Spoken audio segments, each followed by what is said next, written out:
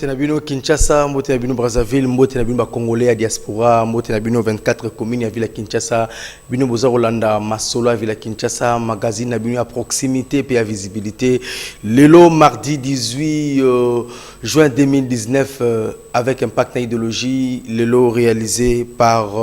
Philemon Nzao et Bayou différencié na Dakokoule na pointe toujours et puis Gauthier Ndouane Azako Kumbape Masolo Enoch Gaya FT Bola Turbo Sanarate Cédric Levo To Fongola magazine ya lelo Masolo Ville Kinshasa pour na sabino que gouverneur à ville province à Kinshasa lelo ayambaki en audience pe azalaki na réunion ya makasi na ba gestionnaire pe dirigeant au nyonso marché il y a ville à Kinshasa donc différents marchés quoi dirais-je bolanda ndenge nini et les cas qui avec impact na idéologie moi l'utona de ndenge balobaka toujours na le parler quinois pour les ali magazine Masolo il y a ville à Kinshasa. C'est parti avec Philemon Nzao.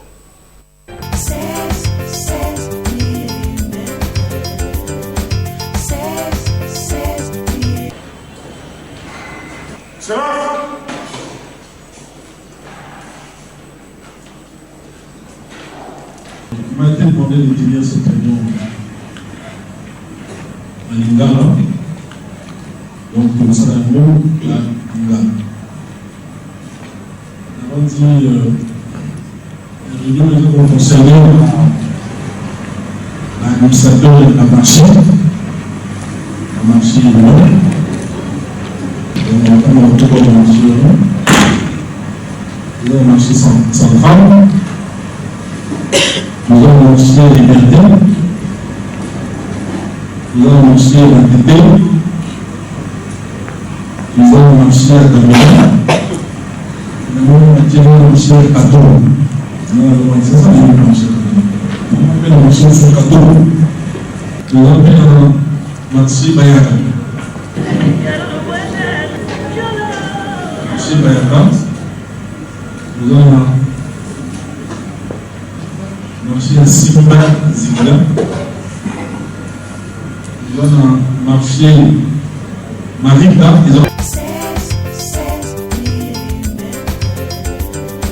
Lobby pour besoin intégralité à réunion wana oileka qui na hôtel de ville Lelo parce que vous allez magazine à proximité et à visibilité na minute au gouverneur azako yamba toujours en audience puis réunion na ba gestionnaire ya ba marché azako continuer tisiko na niveau ya hôtel de ville vitesse ya croisière pour na relaxer bino que magazine Masolo Ville à Kinshasa ils na pointe ils allaient exclusivité au besoin kabana Kinshasa pour qu'on a Sabino qui est bisoto za wana pour la visibilité à gouverneur à ville province ya Kinshasa avec impact na idéologie na audience lelo mokonzi ayamba ki batebele lelo ayamba ki général Fall commandant la première zone de défense ayamba ki ambassadeur ya Italie ayamba ki ambassadeur ya Afrique du Sud moi quelques condensés na ndenga idéologie par rapport bolanda ndenge nini momo lutona dio et les kaki kasi lobby bokozo ba intégralité nango avec impact na idéologie Cédric Levo azalaki wana Enoch Gaya sans oublier Gauthier Ndouane.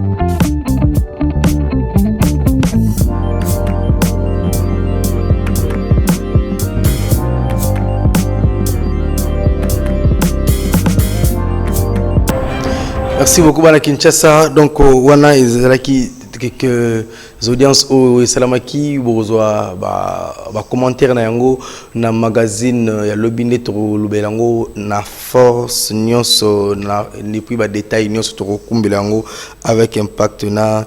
idéologie pour na bino ba que gouverneur à ville province ya Kinshasa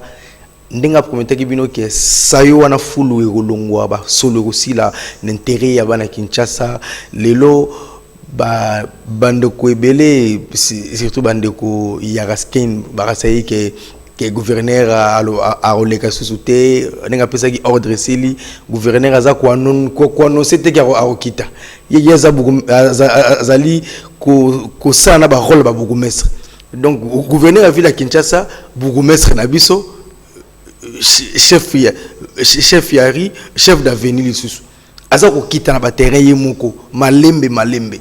lelo akita ile surtout na sayo surprise bato ba quitter pour vérifier est-ce que ordre on n'a pas ça qui misala ngo iza ko salama toujours voilà na ba image comme si vous étiez le terminator de la presse Peginsa sana na qui on a pour la visibilité ya mokonzi ya ville Kinshasa attention na un kibanade tozala ki longo wana na équipe complet équipe masola ville Kinshasa Enoch Gaya na pointe Gauthier Ndwani na pointe avec impact idéologie pour na relation bino ba kinois que gouverneur Azaro Sala toujours ko accompagner et ça bongote Philemon Zaou Dark Kule nduku plus nduku égal nduku toleka.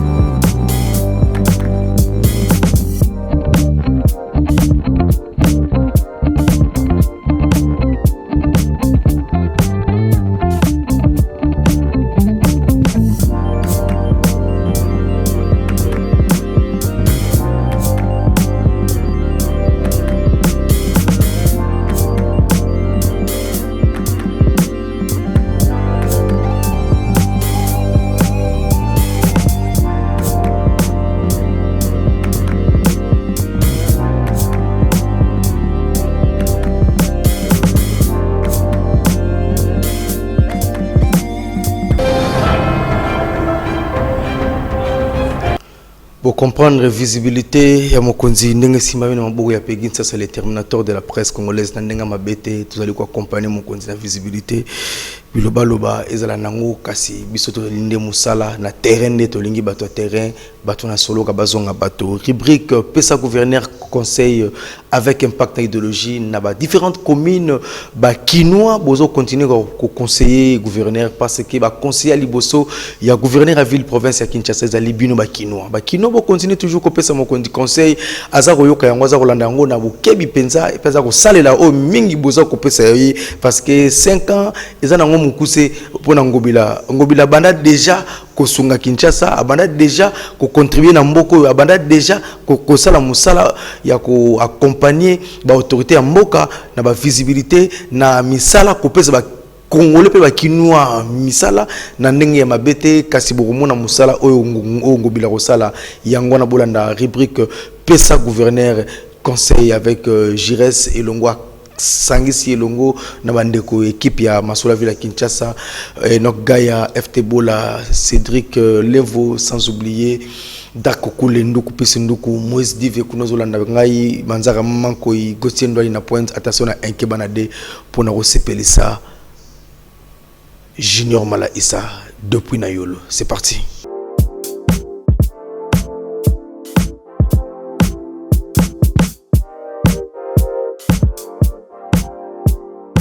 Na kopesa kana papa na biso gouverneur po na biso ba mama toteka kata pembeni na balabala boye ayokela biso mawa ba salaire ya ba mibali bazo sala na fonction publique salaire malonga ezate poto zako ya koteka boye poto sunga ba papa ke msala yo mama pe osombi mwa jio ye koteka po sunga bana na classe mais ba policier na biso babandi koya olie ba yebisa biso ata malembe ba ye kozwa biloko ba botoli biso biloko kobuka ba mesa papa yonde papa ya bana bongisela nano biso makambo kuna na musala soki papa azokuzwa mwa salaire moko ya bien yo mamoko ya na balabala te papa nanga soki tozo ya na balabala boyeza kaka pasi classe ya bana kolia ya bana malade ya bana kaka awa soki otikeli kaka papa na salaire wana eloko ekosala mate bana bakobima bakuluna na balabala pona nsala bana ya basi bakobima pe bandumba bamemi bazemi yango tozwa ko soutenir bana papa oye oza papa na biso papa yokela biso mawa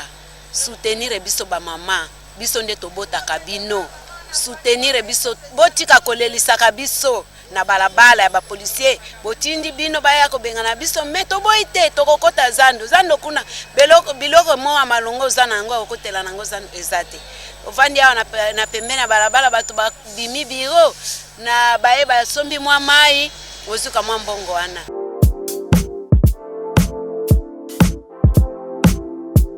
ngai conseil ngana wa pesa en tant que gouverneur ya ville ya Kinshasa gouverneur aza lokola papa ya bana wa azo gouverner bana biso toza lokola bana yende aza papa po aza likolo siko mo problème ndenge ezali on ezanini ye aye to yambi siko olia buka kabiso mitema mais donc asepesa biso apesa esengo mingi na mitema na biso po na partoza esengo pourquoi na misala na yazo sala tozo mona kete misala na ye ezali bien biso pe ba jeune tozo komi se rétablir et repesa esengo ya kete gouverneur a continué la moussana et pour déjà Sakoti ils a déjà quitté a remplacé Kimbuta la moussana bana osala Kimbuta za pe na bien sala ki na on peut bon moussana pe za bongo mais ye loko ya na bolamu na ye asala bolamu na ye biso to na posa ko mona bolamu na ye ba jeune te mi se retrouver ba boulot mutazo travailler boulot donc on mi se retrouver na moussana ya zo sala poto le bité que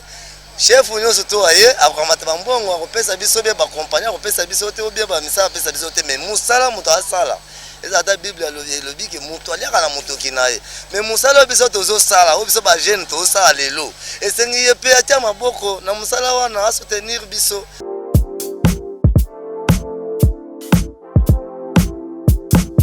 Bon conseil na repesa ta ke kinois asa na calme ata la posa ya ba kinois Keba kinois balingi nini yaza kinois kini propre ça te ko benga nanzela kini propre ça ke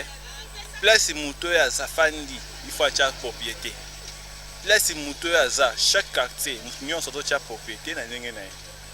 de yango wana benga kini pop conseil kana opesa ye azala kimia akota idéologie ba kinois po to kolinga ye kala pe to continuer ka kolinga ye yango tozo pesa ye longonia abanda bon boulot akota indosha ba kinois asala musala na ye malamu zambe azala na ye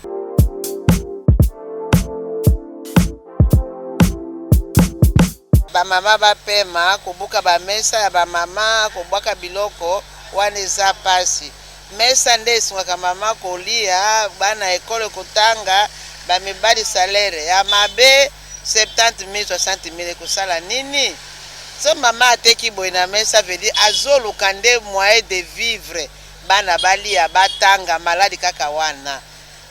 apesa ba mama nanu kimia mboka ekoma nanu malamu akotia ordre tokolanda ndenge akoteka nde ba mama bazolinga.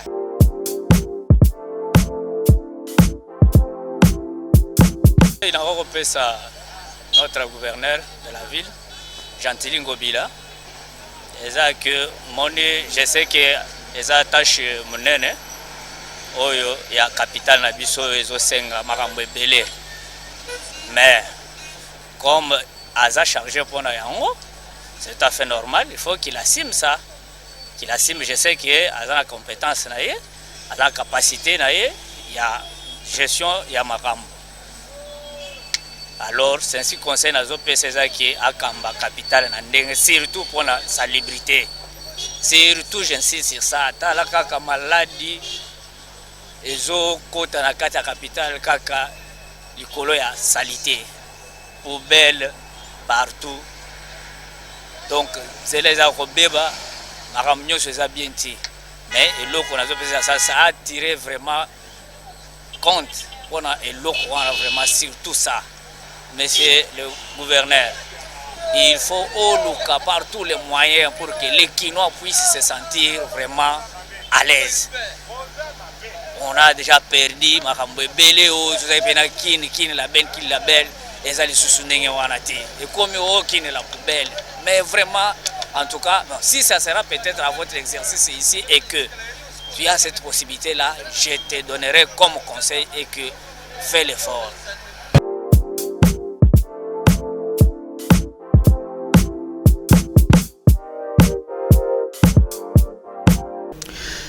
Merci beaucoup, Bandeko Nangai Wanezalaki, Pesa gouverneur conseil qui tera toujours chaque jour on a chaque commune pour récolter malobana bino bakinois par rapport au conseil au bozotine la gouverneur à ville province à Kinshasa. Avant tout les kana funda bourgmestre, merci beaucoup na commandant Blaise aux Odanabiso depuis quelque part, sans oublier Levi Pai Turbo Sanarate Tom Mwanza Elongo na Bandeko Nyonso ya cellule ya communication kuna na hôtel de ville bozolanda magazine Masola ville à Kinshasa ya mokolo ya lelo mardi 18 juin 2019 tous les canards rubrique funda bourgmestre zali rubrique ezakola musa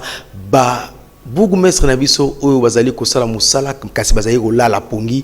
ba bourgmestre mususu basala keloko mokote ba bourgmestre mususu bazosala misala kasi visibilité nango ezate population ya ba commune ya ba différentes communes baza koloba mpona kolamusa bino mpona kofunda ya bino epa ya bakonzi mpona kofunda bino na ndenge ya mabete kasi mpona ko réveiller bino mpona kolamusa bino lisusu makasi funda bourgmestre ya lelo eleki ndenge nini na ba commune oyo équipe ya magazine Masola Ville Kinshasa etambola ki reportage Jires Elongo na Gauthier Ndwani FT Bola Enoch Gaya bola na reportage na Bokibi Penza Philemon Nzau Freddy Luto na Manzaka Manko Ibasunga Kibiso pe na indusa na yango dakukule nduku plus nduku égal nduku. C'est parti.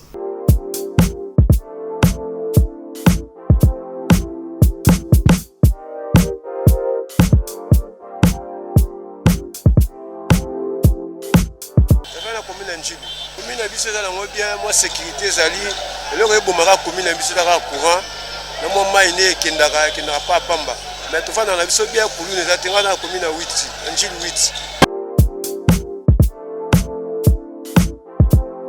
8 afani na commune Masina ke omoni Masina mo ba mai ekoma mo tona ba veni ndeti na secteur wana ya marché de la liberté trop de mai donc ko vanda boembule beti okobaena kotambola letu bourgmestre na biso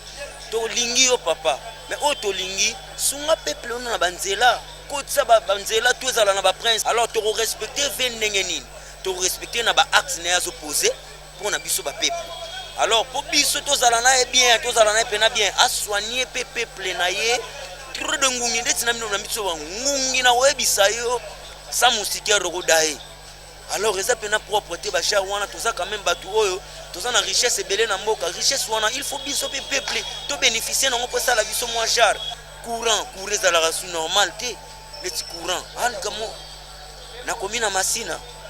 donc courant pena za ya rodaye attends marché de la liberté surtout ya ngone na olobela marché de la liberté mbula soke beti en tout cas poto oyo mpuku oyo mai donc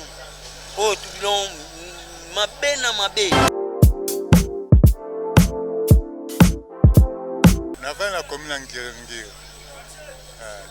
amala commune na biso na ndeko to vanda ka eza saleté makasi na commune na biso pa ngingi bu mais ça biso pas ça que lo moroté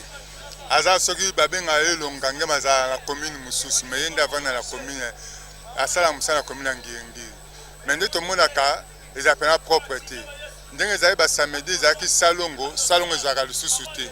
commune etikala bongo kobanda kaka na sayo kobanda lokelenge ti makanza yango mutu ezalaka propre le reste kuna nyonso etikali ezalango salite.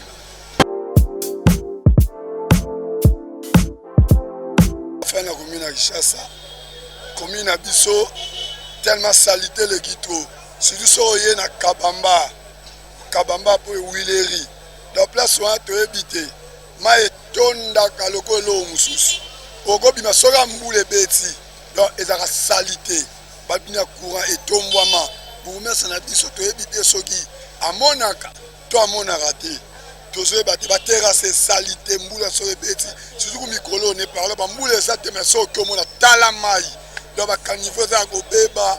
yo courant ko tu ne parle pas tozo ba te so bu mesengo ba chela ba te chantier to ndeni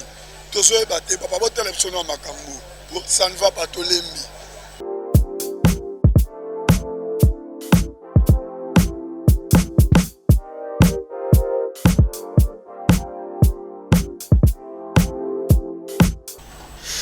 Tokomi na suka ya magazine Masola Villa Kinshasa, mes condoléances na famille Mbadou, famille Kone et famille Tsasa, le terminateur de la presse Pegin Tsasa, au hasard ko présenté magazine à Lilo, Koufeli vraiment oncle nae maternel, kasi Moussala iza ko exiger biso to sala parce que Moussala izali tata mama, yango wana nazako ya na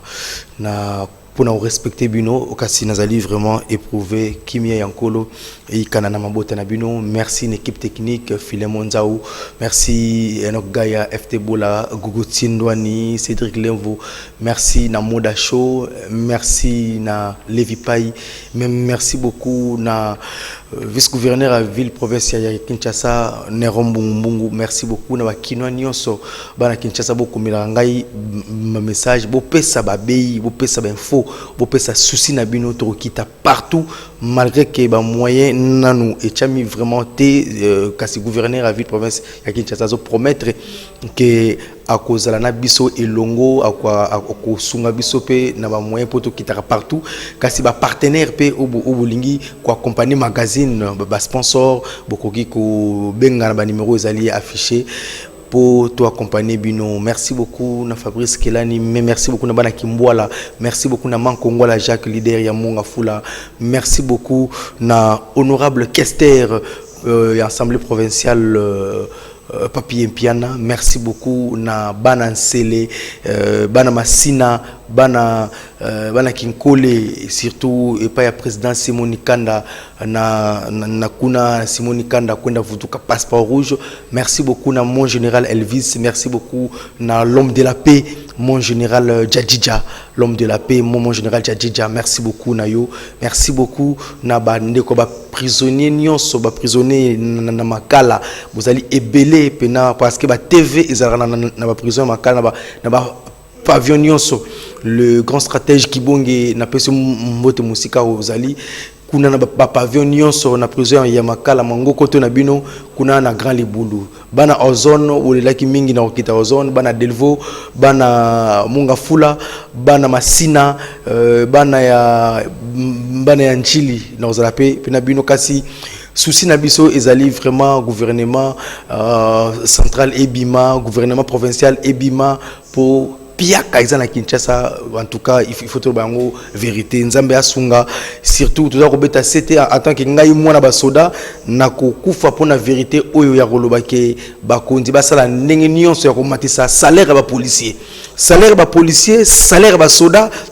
salaire ba fonctionnaire na boko bana ba code na lobi bien salaire. Et puis tant que la colonne si la ba autorité obozo yoka ngai ba autorité compétente jour où on sa salaire ya policier, salaire ya soda, kuluna vous allez soutenir mboko bondi melangai oyo ngam na solo bango sa langage que moi etali mutute naza ko beta 7 ti salaire ba policier na ba soda e komata attaque biso bana ba soda et puis na boy e koma bo ba colonel que bana ba soda te oh bana ba kan bo diembe na bana kante bana ba kan biso bana ba soda toza discipliné kasi soki misala eza te so baparent na biso bazofutama bien te nyonso wana eza partir na makambo wana tokosala opération même nini kasi soki salaire ya fonctionnaire eza kopesama te enseignant eza kotangisa mwana salaire na ye gouvernement eza korespecte yango te docteur médecin aza kosoigne bato na hôpital salaire na ye tu korespecte yango te nyonso wana soki tolobi oyo tolobi nga na wana mutu ya vérité ebele balobaka boye na kusu baliaka nga na lemonga mutu te mutu mpe atini ngai pe te. Alors, autour na bino mokolo ya lobby na rediffusion na 7h30 et puis na 19h30 pour na numéro mosusu ya magazine Masolo ya Villa Kinshasa. Marie-Laure, félicitations pour la tranche matinale. Patricia Lourou Mwamba, bino sur la pesi bino mbote Doudou Kasuba, merci beaucoup. Lik Kyongo Kibambi, merci beaucoup. Et pesa mbote na Franké Kibambi 9 mm na Willy Kibambi. Merci beaucoup na maître Kiki Kibambi, merci beaucoup na le professeur des professeurs, la lettre est majuscule, Bob Malibanda, Bo polémique, kasi gouverneur à lobby, Kinshasa Bopeto, to banda Bopeto na banda kuna biso, na ba veille na biso, pe na ba quartier na biso. Tout en abino lobby.